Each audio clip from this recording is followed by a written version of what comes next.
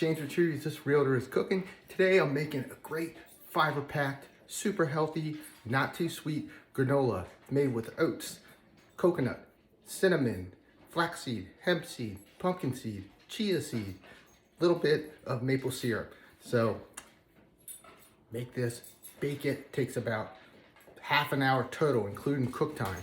So it's wonderful with any type of milk, almond, oat, dairy, whatever your vibe is.